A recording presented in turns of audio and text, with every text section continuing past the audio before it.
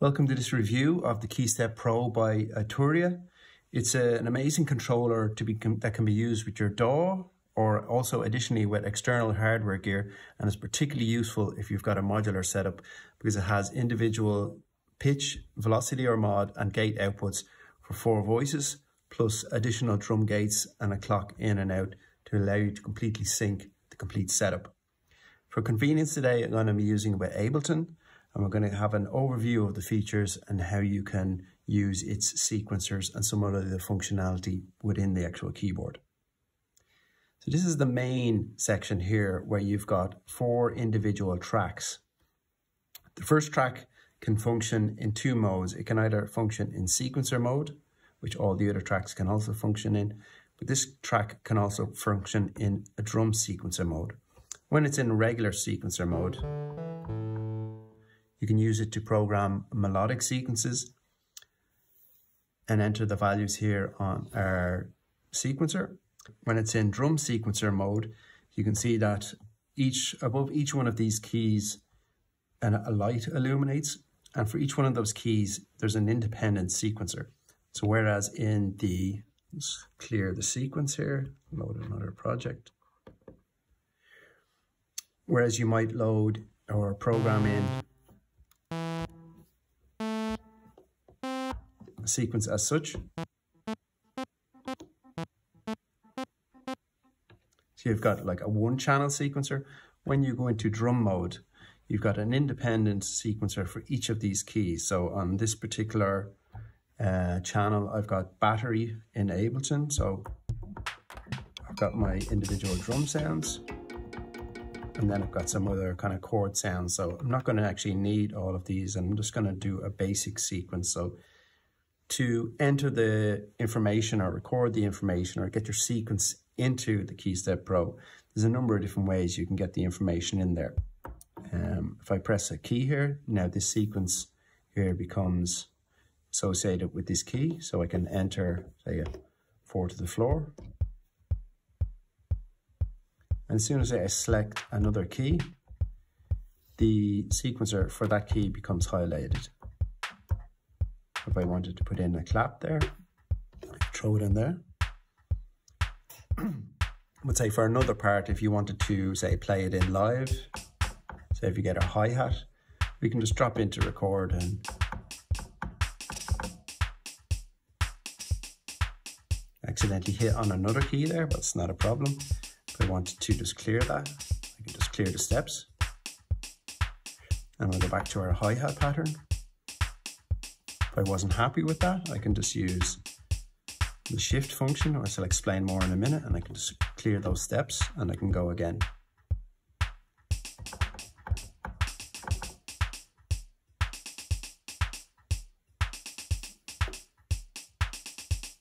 So if I'm happy with that, I drop out of record, and we'll leave it out there for now. I could, if I wanted to, adjust some of these parameters, and like above the sequence here, you've got 5 knobs to control the sequence. You can adjust the pitch, the gate length, how long the note actually plays for, the velocity, the time shift, and the randomness.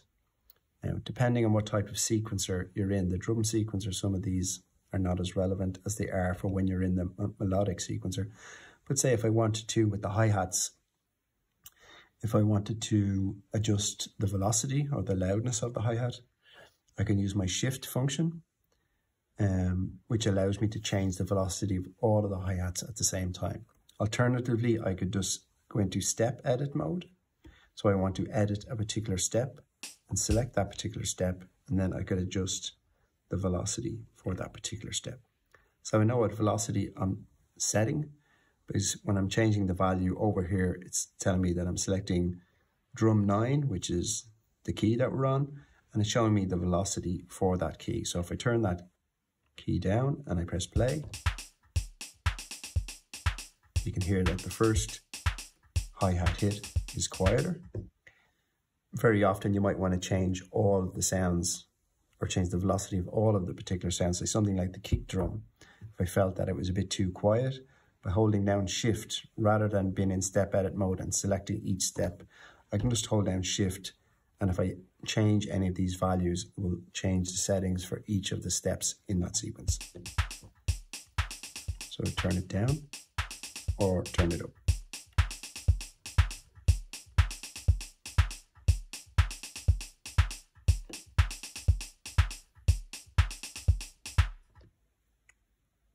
So now we've got one sequence in here on our track 1.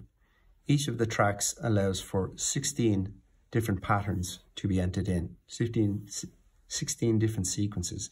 So if I wanted to, I could just select a new pattern if I wanted something completely different. Or what I could do is I could just copy a pattern and then I could paste that pattern into number 2. So now when I play this, when I go into the second sequence, it will sound the same because it's a copy of the first sequence, but then I could, maybe I wanted to add in some additional sounds.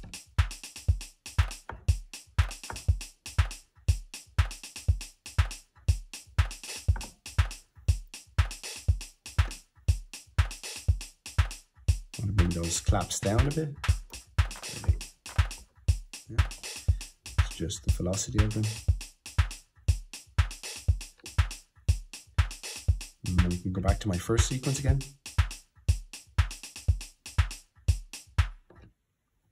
So using these patterns, you can organize 16 different sequences, and then you can organize them using your chain functionality in whatever order that you want. So we'll switch over and we'll look at the second track here. Tracks 2, 3, and 4, they all function to be either sequencer tracks or arpeggiator tracks. Like we've seen in track 1 when it's in sequencer mode, and if I dropped into record,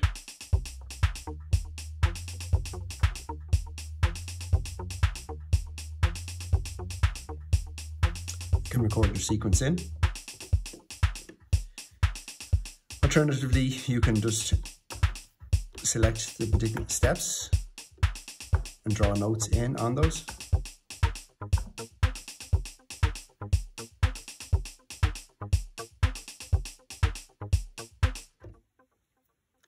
What's useful in that, I mentioned the shift function before, is that you'll see under a lot of the keys and say on top of a lot of the notes here, you have other text. So by holding down the shift key, you can access this functionality. So if you're not like me, I don't have a lot of musical theory knowledge, and but if I say I knew I wanted to create a song that was in C major, before actually entering in any pitch information, or you can also do it afterwards and it will adjust the information that you've input into that key, I can hold down shift, and in this section here, what I can see is that I've different scale options. So chromatic scale, which is the notes are not being forced into any particular scale. I can put it into a major scale, a minor scale, a Dorian scale, a mixolydian, and harmonic minor and blues. And what's cool is that you can also have 2 user scales. So when you select user, you can see that the keys down the bottom here, they all become illuminated. So by turning off particular keys, you can kind of design your own scale for that particular track that you're actually working on. So for this one, I'm just going to keep it simple. I'm just going to say, okay, I want it to be in a major scale, but I can also set the root note. So you can see that we've got root here. So by holding down, and I've still got shift hold down, if I hold down root and let go, I can decide by selecting one of these keys here in the first octave on the keyboard, what key I want the scale to be in. So if I wanted to be in, say, D major or F major, I could select that particular key. But again, I'm just going to keep it in C major. So as I said, each one of these tracks, they can function in regular sequencer mode, or they've also got an arpeggiator mode. So when I go into ARP mode, as if you've ever used an arpeggiator before, when you hold down a note, it will repeat that note. If you hold down more notes, it's starting to create an arpeggiator from those notes. So what I can do is, rather than me to have to keep this held down, I take my keys away, it will stop the arpeggiator. I can use the hold function here. So that allows me to audition. I can use other of our shift functions, such as I can change the time division of the arpeggiator.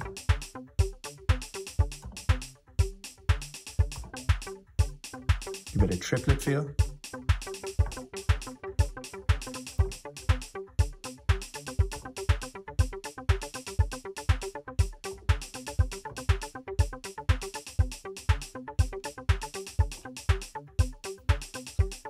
I can change the octave range. You can change the order in which it actually plays. So currently it's on order, so whatever the order that I actually entered the notes in, that's the order it's going to play back, but we can have up, down, exclusive and inclusive. Exclusive leaves out the start and the end note, so it's a bit like a pendulum mode in some arpeggiators. Inclusive includes the start and end note, so you'll hear that playing twice as the arpeggiator repeats itself. And then we have random. We also have poly mode, which is, it will play the notes that you've entered as a chord arpeggiator. But I'll just leave it on, say I'll put it on up.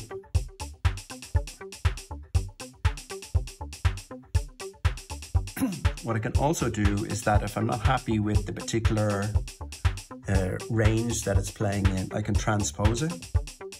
So you can see when I hold down the transpose key, this light becomes illuminated here. So currently it's at the root, so it's at C. I can drop it.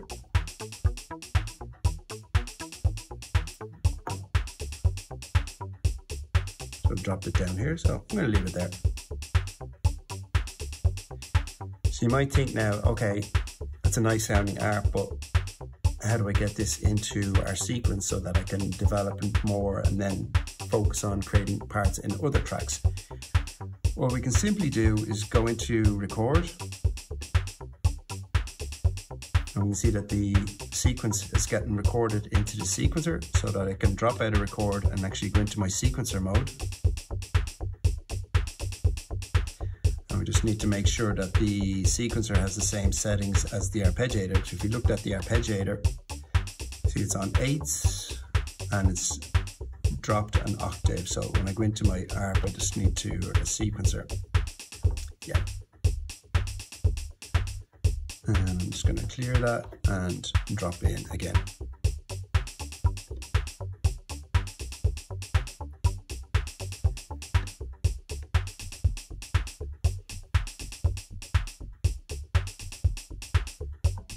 So none of these functions will function anymore because they were related to the arp. But what I can do is that because we're in our sequence here, I can use any of the functionality that's actually under these keys. So, you know, if I wanted to bump it up a semitone,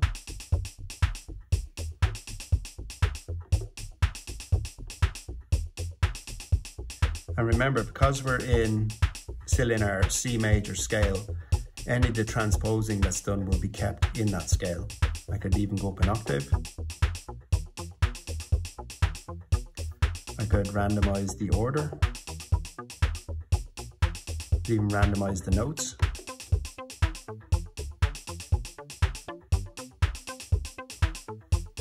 Now I might say, okay, not sure about that, it's gone a bit too far, so you could go back to your arp again. And we can just go in and, let me see, change.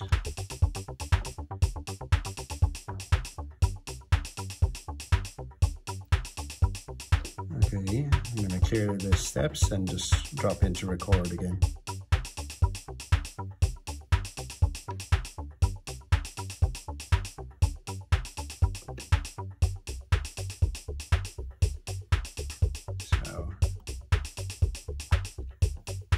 Quite sure why that's dropped an octave. I just bumped it up there. So if I wanted to, now I could adjust the tempo. To get the right feel, because I've got some information in there to get the right feel for the track that I'm actually working on. What you can also do is you can add swing.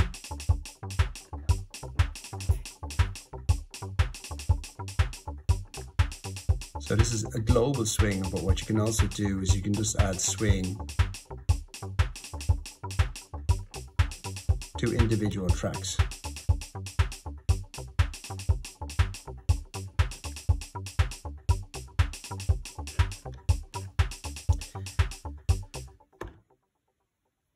If I wanted to, I could then, maybe we want to think about adding another part to this. So we've already got an arpeggiated part here.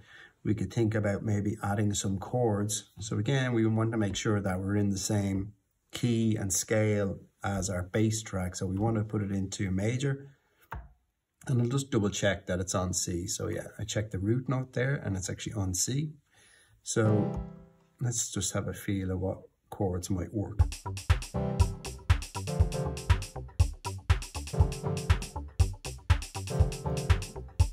So if I felt that chord shape actually worked, what I can do is rather than me have to hold down a chord every time, what I can do is I can hold shift, and to get to the shift function, I'm going to hold down tie and rest, which is chord. So when I play those keys, when I let go, now with a single key, I'm able to play a chord. So it allows me, don't have to think so much, especially if, for me, I don't have a lot of music theory. I can think about more about the interaction between the bass and maybe if you had other elements in your track.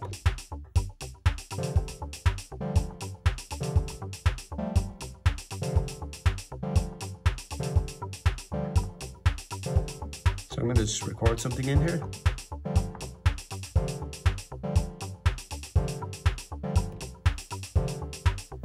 So currently we have a 16-step sequence there, so you might think, okay, that's a bit short, it's getting a bit monotonous. What about making a longer sequence? So what I can do up here is that I can extend the sequence up to 64 steps. And if you're clever with kind of your time divisions, depending on the type of part you're playing, you can potentially get an even longer sequence out of it. But just say for this one here, what I'll bump it up to, what I'll actually do is I'll keep this one at 16, and then I will go into another sequence, onto pattern 2 here, and I'll record in a 32-step sequence. So just drop into record as I hit play. I'm just going to clear that. It's another step recording that actually accidentally went into there, but we'll just, yeah, we'll start with a play. Just to see what I'm going to record here.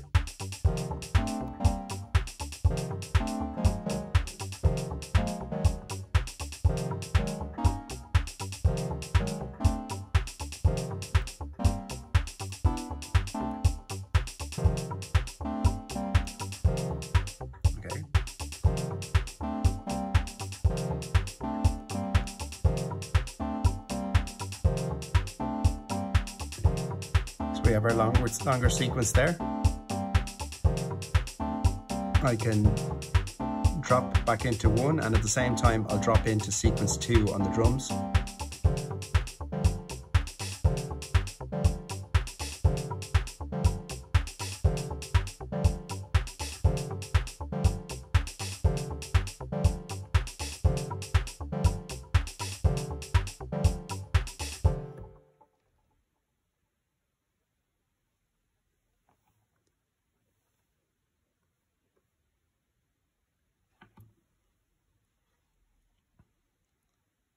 So that was a quick overview of some of the basic functionality of the KeyStep Pro.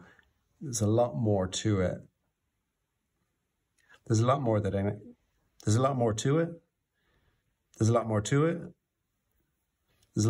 it in terms of building up change and building up scenes, which are similar to the scenes that you have in Ableton, if you remember that, where you can combine your different patterns and your different chains in different orders, allowing you to create full compositions on the KeyStep Pro.